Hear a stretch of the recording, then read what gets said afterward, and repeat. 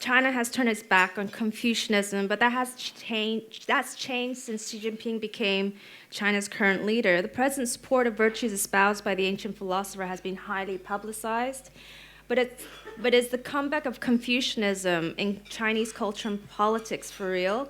And what does it mean for China's future? Our speaker will answer these questions based on his 4-year research for his latest book, Confucius and the World He Created.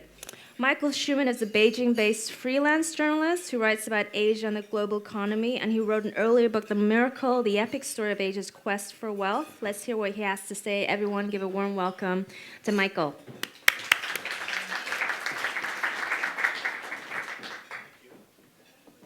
Confucius in modern China. There's no better place to start than in the small town of Tofu in Shandong province.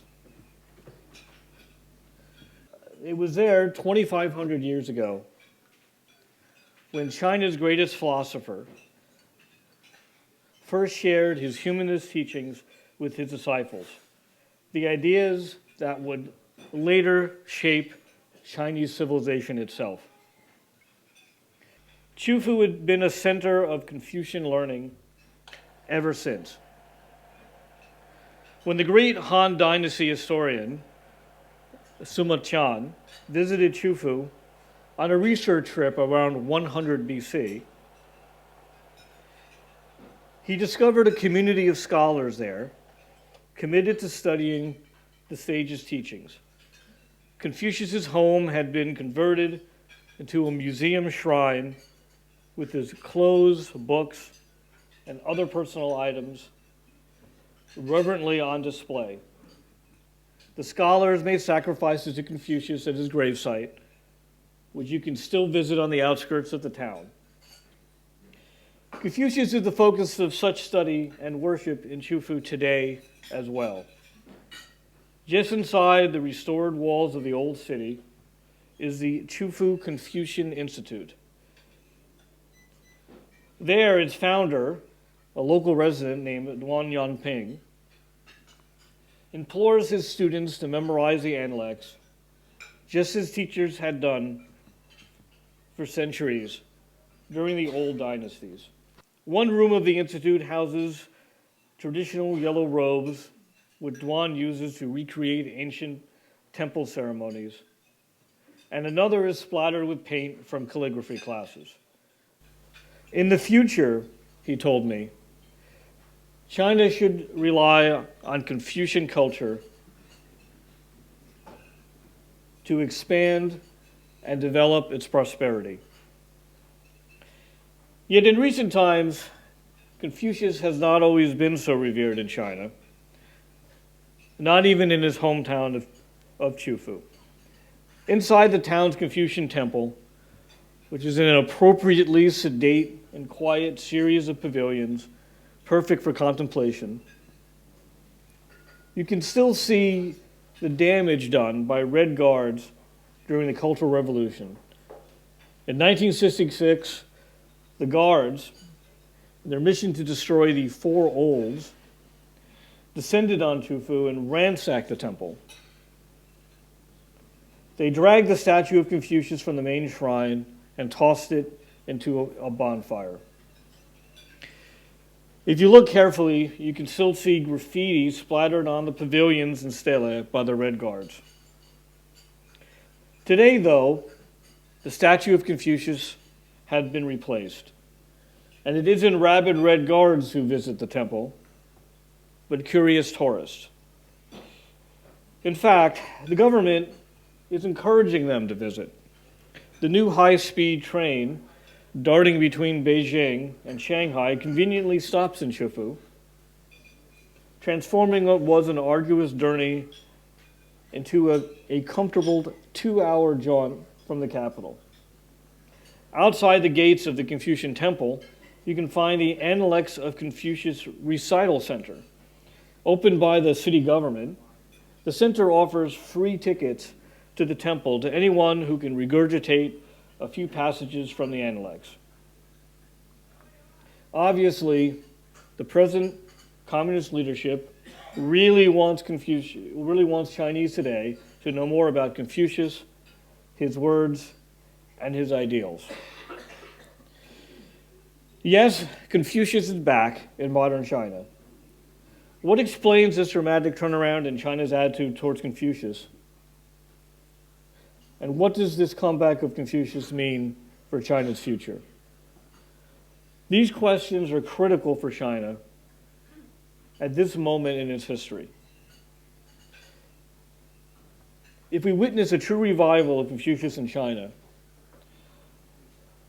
that would have huge implications for the nation's politics, culture, and society. The comeback of Confucius in China is first and foremost the result of a dramatic shift in attitude towards the great sage by the Chinese Communist Party. The founders of the Communist Party had been among the leaders of a movement against Confucius that emerged after the collapse of the Qing dynasty in 1911. To them, Confucius was to blame for just about everything wrong with China. Its outdated political system, its poverty, its embarrassing weakness before the West, its poor treatment of women, and its inability to adapt to the modern world. One of the party's founders wrote in 1916 of Confucius that, quote, "The ethics he promoted is the ethics of the feudal age. The objectives, ethics, social norms, mode of living, and political institutions did not go beyond the privilege and prestige of a few rulers and aristocrats, and had nothing to do with the happiness of the great masses." When students of the May 4th movement marched in protest, they shouted, "Destroy the old curiosity shop of Confucius." When the communists took control of China in 1949, they also gained the power to put their anti-Confucius ideas into practice. What began with the most concerted effort to purge Confucius from Chinese society and the nation's history. Confucian texts were burned and temples desecrated. The attacks reached its height during the anti-Confucius campaign of the early 1970s. Government propaganda posters and art portrayed Confucius as a purveyor of death, often as a skeleton or surrounded by tombstones or snakes. One booklet for second graders tells a story of good Red Guards using an effigy of Confucius to practice shooting their rifles. Mao and his cadres saw Confucius' enduring influence in society was holding the nation back from entering a glorious communist future. One article in the Peking Review in 1975 said that Confucius's ideas, quote, "must be demolished, and traditional concepts of the exploited classes must be destroyed. Only then can the new ways of the proletariat be established and the communist revolutionary spirit brought into full play." That was published in 1975. Now time warp to today. Rather than vilifying Confucius, President Xi Jinping and his padre cadres are praising him. Xi quotes Confucius so often, he sounds more like a Ming scholar official than a Marxist. In 2014, on Confucius' birthday, he endorsed Confucian ideas in a speech at a Confucian conference in no less a venue than the Great Hall of the People. Ancient wisdom like Confucianism, he said, quote, "can offer beneficial insights for governance and wise rule." In 2013, Xi made his own pilgrimage to Tofu, just like so many of the old emperors had, where he visited the mansion that was once home to Confucius' descendants and promised to read Confucian texts. Xi then is engineering what is, in effect, a cultural counter-revolution, a return to the very traditions the party had once tried to forcibly purge from Chinese society. Why the turnaround? The reality is that China's Communist Party today needs Confucius, much like the emperors of yesteryear did. Sure, the Communist Party has been remarkably successful in building China into a new superpower. But despite that success, or perhaps actually more accurately, because of the party's success, it is facing a legitimacy crisis. Though officially still wedded to Marxist ideology, the ideas of Marx and Engels are hard to reconcile with the number of Ferraris on the streets of Beijing and Shanghai. The party has also the party has also pinned its right to govern on the stellar record of economic growth and development, the rising incomes and tens of millions of jobs that it has created. But slowing growth is undermining that strategy too. And of course, she is fearful about the effect of Western ideas about democracy and human rights. He has made clear that the right course for China can only be found in China's own past. She once told the Politburo that, quote, to solve China's problems, we can only search in the land of China for the ways and means that suit it. And nothing is more Chinese than Confucius. For roughly 19 centuries, Confucius' teachings acted as the basic ideology for China's imperial dynasties. Civil servants had to memorize the Confucian classics to pass the exams to get their jobs. Confucius offered the emperors a way to portray themselves as benevolent while encouraging loyalty and social order. So it seems only natural that President Xi would return to Confucius today. In doing so, he can paint his government as the natural successor to thousands of years of Chinese political history based on an undeniably authentic Chinese political tradition. Xi, though, wants to do more than just promote Confucius.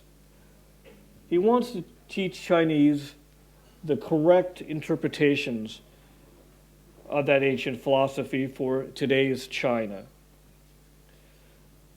Just last August, a book of Xi's writings and speeches on the importance of Confucius in ancient Chinese philosophy was published in English, no less, and the title is Xi Jinping, How to Read Confucius and Other Chinese Classical Thinkers.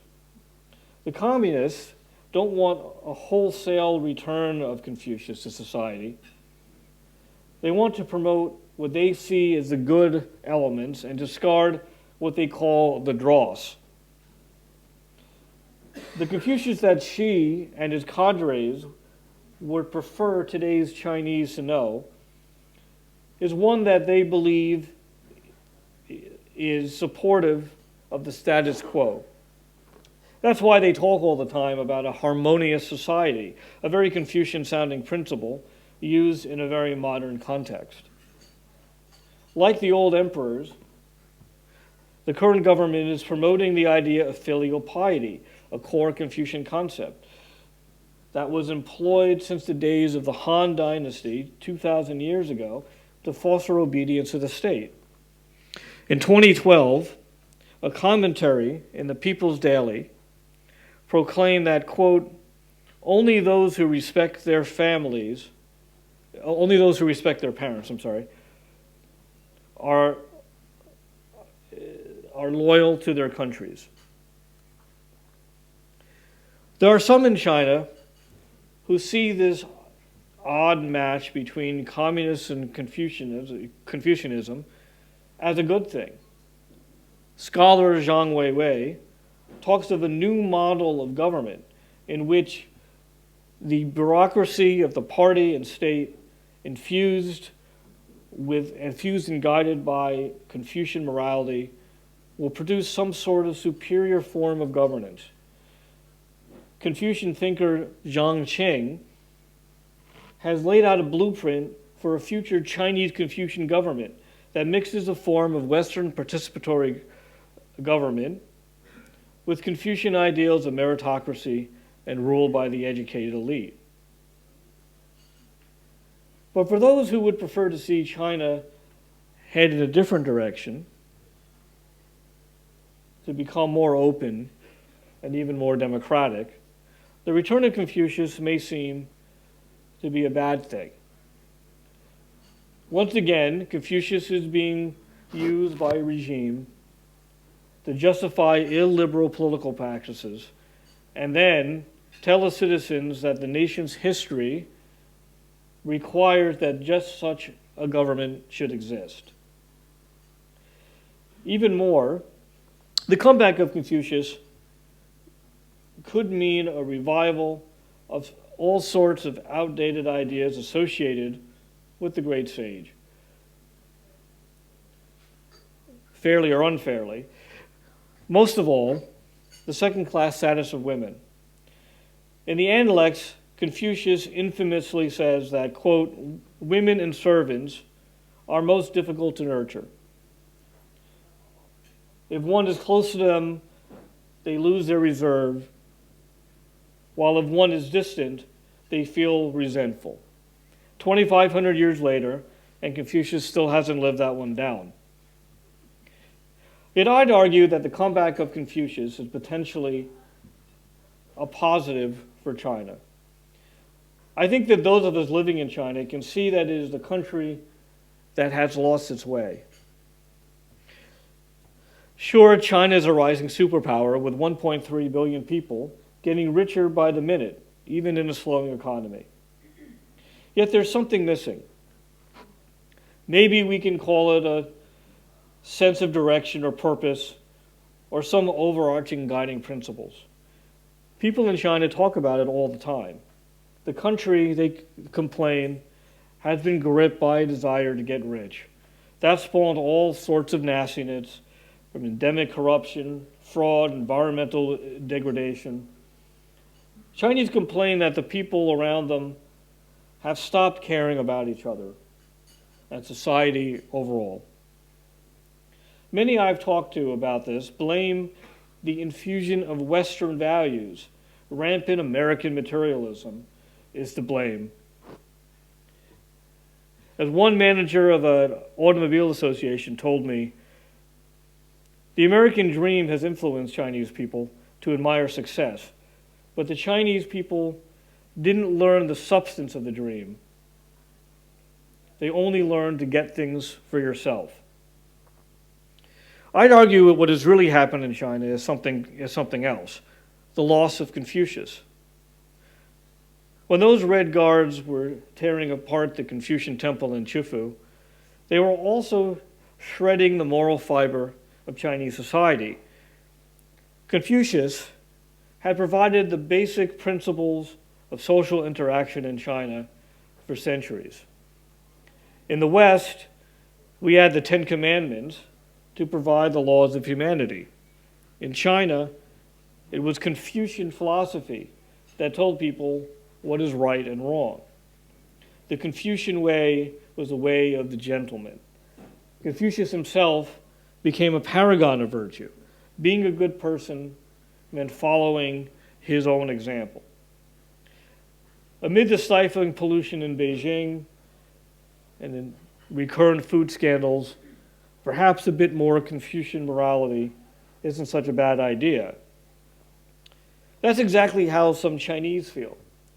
On the outskirts of Beijing, you can find the Sihai Confucius Academy, which offers an old-fashioned intensive education in the Confucian classics alongside modern subjects like math and science. Schoolmaster Feng Zhe got the idea for the school while he was working as a publisher. He began printing translations of the Chinese classics and was so inspired by them that he felt the need to teach them to a new generation of Chinese.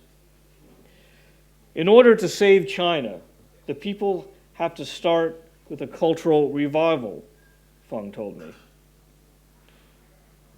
What Feng is talking about is actually part of something much bigger, much grander, and much more important for Asia. For much of the past 150 years, being modern meant copying the ways of the West. Traditional Asian ideas on society, politics, and business were seen as outdated, irrelevant, and even dangerous. They could hold Asia back from a better, richer future. Now that's changing.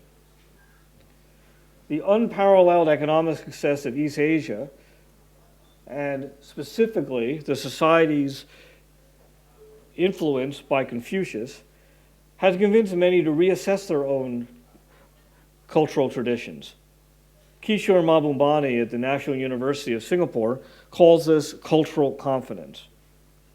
Now being modern and successful no longer means being Western. Asians can be Asian and modern at the same time. It is a major shift in thinking throughout the region, which could lead to a rejuvenation of Confucius and his thought and practices. Where that leads, nobody can tell. In China, the comeback of Confucius is not just a government propaganda campaign. The new openness to Confucius has convinced many ordinary Chinese to seek out the sage for themselves, people like Feng Jie. The big question facing China then is what they'll find during their rediscovery. The fact is that there is no one Confucius, but many Confuciuses who have been conjured up by countless scholars and thinkers over the generations for all sorts of purposes. The government of Xi Jinping is promoting one of those Confuciuses, the Confucius of the imperial state. But which Confucius will Chinese readers discover as they again pore over the pages of the Analects? They could discover another Confucius, the Confucius who preached benevolence and righteousness, who spent his life trying to reform government to be more fair and more just. Let's recall for a moment who Confucius actually was, as revealed to us in the Analects and other classical texts. He spent his life not serving kings he considered greedy, self-serving, or coercive, but criticizing them, often right to their faces. That's why he spent almost all of his life as a teacher rather than a government servant, which is a job that he really wanted. In fact, at one point during his life, he wandered from state to state across China for 13 years, looking for a noble prince to employ him and take his advice. Ultimately, a quest that ended in vain. The Confucius, then, that stages a comeback in China may not be the one Xi Jinping wants. Or maybe modern Chinese will find an entirely new Confucius for a new age, one that has special meaning for them in a time of great change. Or so maybe we can hope. Thank you very much. Do you see Confucius really lending himself to the kind of interpretation primarily that's being given by Beijing, which is one that emphasizes filial piety, harmonious society, and fairly authoritarian rule? You've touched on one of the, what I think a lot of people would say is one of the great failings of Confucius' political thought. He spent a lot of time talking about what should happen and how kings should behave and what makes for moral government, but he didn't talk a lot about how to get there. What happens if your king isn't benevolent? What exactly are you supposed to do? Confucius in his own life chose basically to withdraw once he found he wasn't making progress in reforming the way the government was run, that he basically picked up left and tried someplace else. that's not very useful in getting a government to adhere to kind of Confucian principles. Um, so I think that's one failing that you're getting at. I think the other aspect of it is that, you know, when you look at how the Chinese government uses Confucius, it's very much like how the imperial government before him used Confucius, and they're focusing a lot on hierarchy, loyalty to the state, obedience, social order.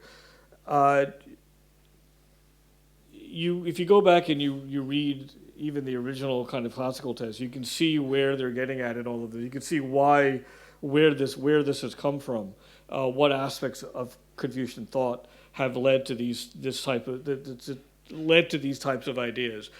I'd argue after reading it that it's a misinterpretation that Confucian relationships were supposed to be reciprocal. So yeah, you were supposed to be loyal to the emperor, but the emperor was supposed to be just and fair and benevolent.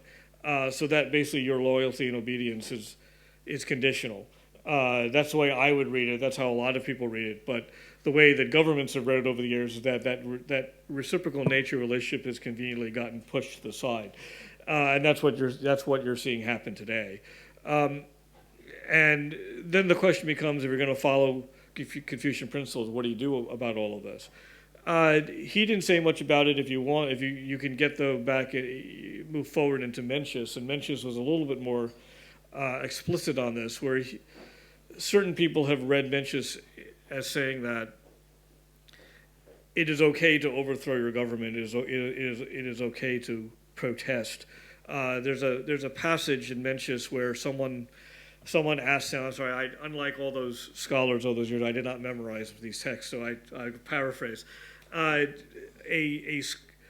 Someone asked Mencius what he thinks of a king that was killed, I believe, by his own brothers. And Mencius said something like, I've never heard of a king by that name who was killed. I only know of an ordinary person, and therefore it's okay. And the message was basically, because this guy wasn't a very good king, he didn't have the right to be called a king, and therefore didn't demand the respect and stature that a king would have. So that's what makes kind of Confucian teaching so interesting, where you see the government today in China attempting to use certain aspects of it. But what happens when you really open the door to this stuff? You get people reading all these ideas, and where does that lead, and how does that influence people's thinking towards their own government? That's what's going to be interesting as the government in China seems very intent on continuing to push Confucian thought. How does this play out over the next 10, 15 years? The Chinese, as a result of the disruption of the Cultural Revolution and communism and so forth, have a great hunger for religion. It's certainly not expressing itself with a grassroots Confucian revival. So the question is, do you see that from your standpoint in Beijing or rest of China? I mean, it's really hard to judge what 1.3 billion people are thinking about this. And then you get into, even in the West, I mean, how many people read Plato on a regular basis? But I've been surprised just on an anecdotal level in recent years about how people are taking greater interest in Confucius. And a lot of it is because of the changing attitude of the government that, now it's considered to basically being politically okay. To give you an idea, I've met people who've started book clubs where they read not just Confucian texts, but classical philosophy generally, and those are relatively new, as in the last few years. I've met people who plan Confucian events, and they talk about how much more support that they get from universities and schools and colleges. There's all kinds of new little Confucian schools that are popping up for kids that their parents are bringing them to. Some of them are government, most of them are not. And then you see the numbers of tourists like going to Tofu has increased dramatically. You're seeing millions of people a year going there. There's a new Shangri-La hotel that just opened over in that town. So, I was having dinner about a year ago with the woman who runs the Ford Foundation, and they allow their staff of about 15 people or so, to 14, 15 people, to choose a place to travel to every year, and the foundation pays for it. And that year they had chosen Tofu. So you see this on kind of an anecdote. It's just on an anecdotal level, but my sense of it is that the government is encouraging people to revisit it, and at least some of them are. How seriously they're going to take it, what influence it has on their thinking. It's something that it's going to play out over time. But my sense is that it's not just a government propaganda effort, that it is leading to something more widespread where people are really revisiting it, and we'll see where it goes. Buddhism seems to be acquiring more following in China at the moment, and whether you think there will be almost like a competition between, say, Confucianism, Buddhism, and people following Lao Tzu, also a contemporary of Confucius. Okay, I got it. In terms of the Confucian institutes, well, they really have nothing to do with Confucius. I mean, it's just the government's way of using. I mean, they use Confucius almost like a brand, because they know the world has a certain image of Confucius as kind of a pacifist and for his wisdom, and he's a kind of a symbol of China's great history. So he's a very easy kind of brand to slap on stuff, but there's not a whole lot of Confucius being taught at these things. I don't know. I mean, I think what's going on with the Confucian institutes is fascinating, where they're spreading like crazy, and at the same time there is, I think, at least a mini backlash against them, especially in the U.S., where you've seen some fairly prominent universities. Penn State, University of Chicago, I believe, have dropped their relationships. I think they're controversial, especially in the U.S., because what you're really doing is that you're effectively outsourcing your Chinese studies program to the Chinese government, and that's unusual to do for a U.S. university with anything. Most academic programs are not at universities in the U.S. are not run by any outside entity, so it's just unusual to start with, and then it's even more unusual that the entity you're outsourcing to is another government. I think they're going to stay controversial, at least in the Western Europe and the U.S.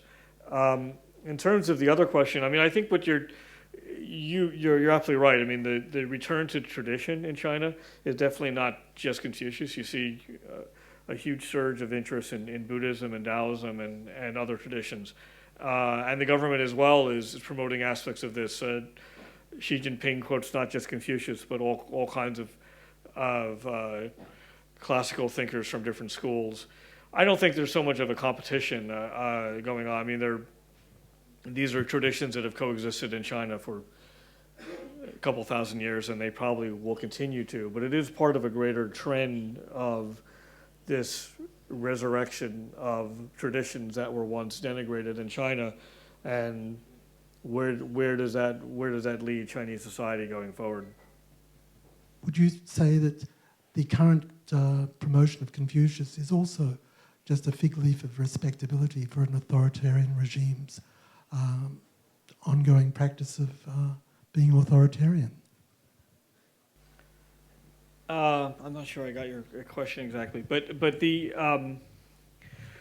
look, I think what the Chinese government is trying to do is fascinating. I mean, they're trying to do a total kind of about face in their attitude towards their own history, and they're doing so in a very, it's what the Chinese government is doing is very reminiscent of what Lee Kuan Yew tried to do in the 1980s and 1990s in Singapore, which is basically use his Asian values argument. So it's basically claiming that because of Asian cultural tradition, that those kind of Western ideas about democracy and basically aren't the right cultural fit or historical fit, and that especially Americans tend to think of democracy as universal. And his argument was, well, actually that's not the case, because democracy is a culture, is an outgrowth of a certain history and culture in the West, and that's not our history and culture, and we have a different history and culture. And our history and culture, which is mainly Confucius, says that our governments and our country should be run differently, and our meant our citizens want a different type of government. That was the next big step, that it's not just what the governments want, but this is what actually the people want. And what you see going on today in China is more or less the same thing. The idea that, our government is a traditionally Chinese form of government, and, what you want us to be from the outside isn't us. It's fascinating that it's coming from a government that claims to be Marxist, which is also a Western idea, but we'll leave that aside. So, this is the Lee Kuan Yew Asian values argument had held quite a bit of sway and is an interesting idea in terms of saying that not all people are going to want the same government, and that's true. But at the same time, I think you see what's going on in Singapore and the rest of Asia, that people in Asia actually do want the same civil liberties and freedoms that we have in the West. And I think that's what's going on here in Hong Kong. So I think the question for China is that does this cultural revival by the government and what Xi Jinping is attempting to do, does it actually serve the purpose it's meant for, or does it not? And what dangers does it hold in and of itself when you really kind of start delving into what Confucius said and did, and how does that contradict what the government's trying to do with Confucian thought? It's all very interesting, and it is really going to play a big role, I think, in Chinese politics in the next 20 years. What bureau? Is it under the Bureau of Religious Affairs, or is it handled in another? Yeah, who determines what is the acceptable Confucianism? I'm actually not exactly sure. I mean, I think there's various. I think there's a Ministry of Culture that's very heavily involved, and they run a lot of the temples and things like that. But also as you see, this is coming really straight from the top as well, where the leaders you often see talking about are Xi Jinping and the other really top leaders. So it's pretty pervasive in the government. In terms of the question about elsewhere, yeah, I mean, there are other parts of Asia that haven't gone through the cultural upheavals that China has. So that's why I did a lot of research on my book and in Korea, actually, where you see some things that I think have progressed more naturally. And I think what's also interesting is that the government in Korea is also pushing Confucian ideas. They're reviving these old these little schools around the country that used to be where people studied for the civil service exams, and now they're being turned into little kind of family community education centers where they're teaching filial piety again and kind of basic Confucian family concepts. So it's interesting. The government there is trying to do similar things for similar reasons to what the Chinese government is doing. In terms of the first question, I think that's fascinating. There are people in the scholarly world who deal with Confucianism who say, hey, Confucianism needs a reformation in the same way that other doctrines have. That of course anything that existed that was first really developed 2,500 years ago is going to have aspects of it that don't really it may not be valid today or out of date. And look, in the West, in the Bible, there's lots of stuff that we don't really adhere to anymore. If we followed the Bible, we'd still be owning slaves, for example, but we don't do that. So, we look to the Bible and we find things in it that are universal and that mean things for us today. And Confucianism has not gone through that process because of the way that it was so denigrated and attacked by reformers for much of the last 100 years, 150 years. But now that's also changing, where you do see scholars and different thinkers are going back and they're writing books on kind of, the new Confucianism. I dealt with one scholar at University of Hawaii who's writing books on how Confucianism can be adapted for gender parity, for example. So that actually is going on in a scholarly way, and it'll be interesting to see if it actually takes hold on a more popular level, kind of a Confucian like Renaissance or Reformation. Thank you, Michael. That was an insightful talk and a token of our appreciation. Here you go. Thank you. Thank you very much.